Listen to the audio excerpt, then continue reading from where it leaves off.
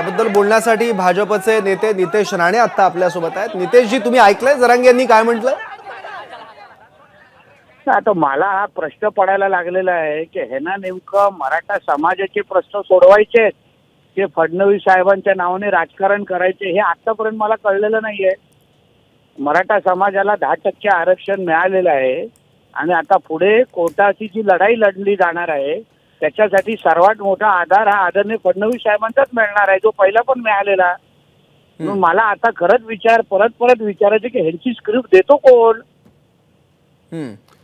पण ह्या सगळ्या आरोप करण्याचा ह्यांना म्हणजे ह्याच्या मागची पार्श्वभूमी काय, नेमकं काय केलं फडणवीस साहेबांना? आणि त्यांना असं वाटतं की ते सागर बंगल्यापर्यंत येतील आणि आम्ही सगळेजण काय गप्प बसणार काय?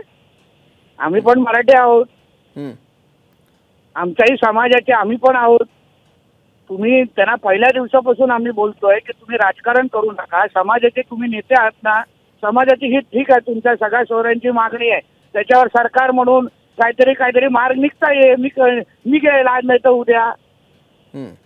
कारण हे होत नाही ना की उठसूट फडणवीस साहेबांच्या नावाने टीका करायची, राजकारण करायचं, धमक्या देत बसायचं। पण नितेशजी, फडणवीसांविरोधात इतका राग, इतका संताप, इतके आरोप का करतात जरांगे? म्हणजे आता स्क्रिप्ट कोणाकडून येते ही खरंच आता विचारायला पाहिजे।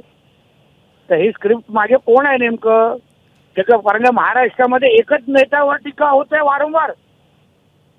का कधी पवार साहेबांवर टीका करत नाही? का कधी उद्धव ठाकरेंवर टीका करत नाही? का कधी नाना पटोलेंवर टीका करत नाही? सगळे सोडून त्यांना हे एकच का दिसतायत? म्हणून विचारतो ना, स्क्रिप्ट नेमकं कोणाची आहे, कोणी देत आहे स्क्रिप्ट, कुठून लिहून येत आहे, हे आता खरंच विचारण्याची वेळ आलेली आहे। बरोबर। नितेशजी, त्यांनी एक मुद्दा मांडला की गेल्या आठवड्याभरात आपण बघितलं तर जरांगे यांच्यावर समाजातीलच काही नेत्यांनी आरोप केलेले आहेत आणि ते सगळं षडयंत्र देवेंद्र फडणवीस यांचंच असल्याचा आरोप देखील जरांगेंनी केलाय आणि फडणवीसांचा बामणी कावा असल्याचा शब्द देखील त्यांनी वापरलाय। मला आश्चर्याचं वाटतं, जे लोक बोलतात हे त्यांची जुने सहकारीच आहेत।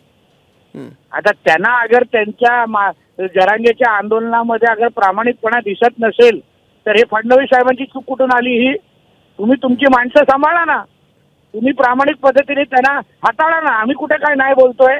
म्हणून उगाच या ज्या धमक्या आहेत, या ज्या टीका आहेत, आम्ही कोण सहन करणार नाही। सागर बंगल्याच्या अगोदर एक भिंत लागलेली आहे, ती भिंत आमच्या लोकांची आहे, ती पहिली पार पाडा आणि मग सागर बंगल्यावर पोहोचण्याचा विचार करा। नितेशजी, आता हे सगळे आरोप केल्यानंतर जरांगे तातडीनं उठले आणि संतापून मी आता सागर बंगल्यावर असं जातो म्हणून त्या दिशेने निघालेले आहेत। त्याआधी तुम्ही त्यांना अडवणार? मला अडवण्यापेक्षा अहो साहेब, भिंत लागली त्यांना उठून इथून दिशेने तरी येऊन तर आम्ही पाहतो काय करायचंय। आम्हाला राजकारण या विषयाचं करायचं नाहीये। आम्हाला समाजामध्ये कायद्याची व्यवस्था हातात घ्यायची नाहीये। पण काही गोष्टी आहेत, हे राजकारण करण्याचं काय कारण हे पण आम्हाला कळलं पाहिजे ना। बरोबर। नितेशजी, जरांगे आरोप करताना असंही बोलले आहेत की फडणवीस तुला मी आयुष्यातून उठवेल, अशा प्रकारची भाषा देखील जरांगेंच्या तोंडून बघायला मिळते आहे।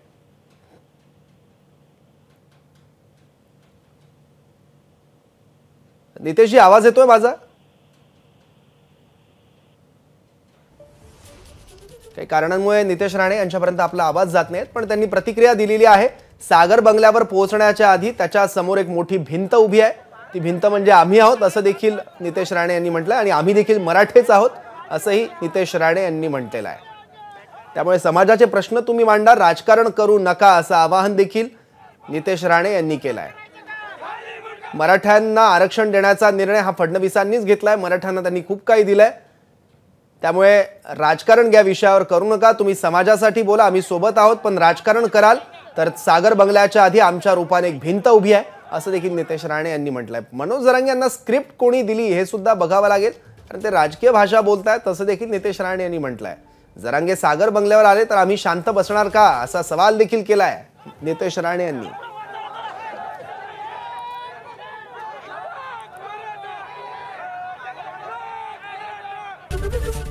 एबीपी माझा, उघडा डोळे बघा नीट।